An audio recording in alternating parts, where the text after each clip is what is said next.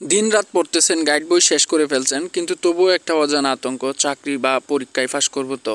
এই বইটা শুধু আপনার না, হাজার হাজার প্রার্থী প্রতিদিনই পড়ে এমন চিন্তার ভেতরে। আপনি হয়তো জানেন না, কিন্তু প্রস্তুতির সময় আমরা অনেকেই কিছু গভীর ভুল করে থাকি, যেগুলো নিজের অজান্তে আমাদের অন্যদের থেকে পিছিয়ে দেয়। অর্থাৎ চাকরি বা যে কোনো পরীক্ষায় অন্যদের থেকে আমাদের পিছিয়ে রাখে। আজকের ভিডিওতে আমি বলবো এমন 7টি ভুল যা আপনি এখনও করে যাচ্ছেন। আর যদি এখনই শুধরে না নেন, তাহলে হয়তো পরিশ্রম করেও ফল পাবেন না। চলেন নিজেকে যাচাই করে দেখা যাক আপনার ভুলটা কতটুকু। পড়াশোনা হয়তো অনেকটাই করছেন এবং অনেক পড়াশোনার জন্য আপনি এখানে আসছেন, ইউটিউবে হয়তো ঘাটাঘাটি করার পরে এই ভিডিওটা পাইছেন। তাহলে একটু যাচাই করে নেওয়া যাক আসলে আমরা কতটুকু প্রস্তুত রয়েছি চাকরির পড়াশোনার জন্য। তো 1 নম্বরে আমরা রাখছি আমি তো পড়তেছি, এই ভ্রান্ত আত্মতৃপ্তি অনেকেই ভাবে। আমি তো প্রতিদিনই বই খুলে বসি, পড়তেও থাকি, তাহলে সমস্যাটা কোথায়? সমস্যা হলো পড়তেছেন ঠিক আছে, কিন্তু পরিকল্পনা ছাড়া। ঠিক করে দেখছেন কখনো কোনো বিষয় পড়বেন? আপনি কি কখনো কোন বিষয়টা পড়বেন এটা আগে থেকে ঠিক করে রাখছেন? এইরকম কি কখনো হয়েছে? কোনো পোস্ট বা পরীক্ষা লক করে কি একটা সিলেবাস সাজিয়েছেন কখনো? না করলেই আপনার পড়ার সময়ের অপচয়। অর্থাৎ আপনারা কি এইটা করছেন কিনা আপনার নিজেকে নিজের মনে প্রশ্ন করেন এবং কমেন্ট বক্সে জানান।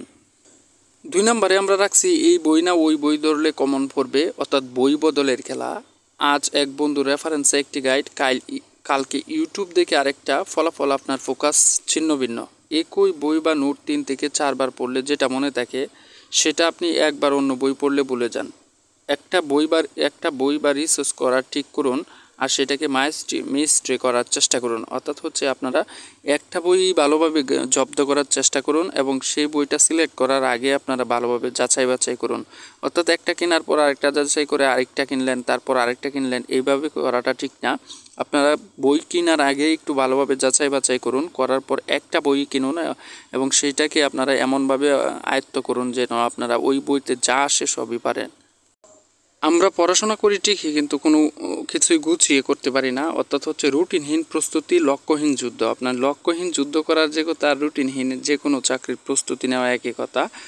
আজ রাতে পড়ব বলে ঘুমিয়ে পড়া, কাল থেকে আবার শুরু করব, এসব কথা আপনাকেই টপিক্যাল প্রার্থী বানিয়ে দিচ্ছে। আপনি যদি প্রতিদিন নির্দিষ্ট সময় ও নির্দিষ্ট বিষয় নির্ধারণ না করেন, তাহলে পড়াশোনা একটানা হবে না। সফল প্রার্থীরা কখনো সময়কেও অবহেলা করে না। আপনি নিজেকে প্রশ্ন করে দেখেন, আপনি যদি কোনো চাকরি বা কোনো বিষয়ের পরীক্ষার্থী হয়ে থাকেন, এই ভুলটা আপনি করছেন কিনা। আর যদি করে থাকেন বা না করে থাকেন, অবশ্যই কমেন্ট বক্সে বলে যাবেন, তাহলে আমি উৎসাহিত হব। লিস্টের 4 নম্বরে রাখছি শুধু পড়া, প্র্যাকটিস নেই। অর্ধেক প্রস্তুতি। অনেকেই বই পড়ে যায় কিন্তু প্র্যাকটিস করে না। এমসিকিউ তো র্যান্ডম আসবে, আপনি পড়ছেন কিন্তু সঠিক উত্তর চেনার অভ্যাস নাই, তাহলে ভুল হবে।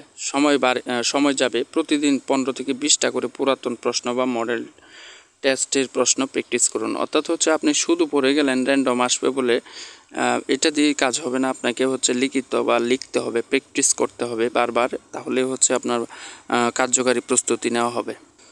আগের বছরের প্রশ্নের গুরুত্ব না দেওয়া একজন পরীক্ষার্থীকে আমি ব্যক্তিগতভাবে জিজ্ঞেস করছিলাম, গতবার কি এই পোস্টে এই প্রশ্নটি এসেছিল? সে বলে, জানি না ভাই, এখন থেকেই পড়া শুরু করছি। এটাও মারাত্মক ভুল। অর্থাৎ আপনারা আগের বছরের প্রশ্নগুলোর সমাধান করেন না। আমি রিকোয়েস্ট করব বিগত 5 বছরের প্রশ্ন দেখে আপনি প্রস্তুতি নেবেন। যদি এইটা না করেন, তাহলে যেন না জেনে যুদ্ধ নামার সমান।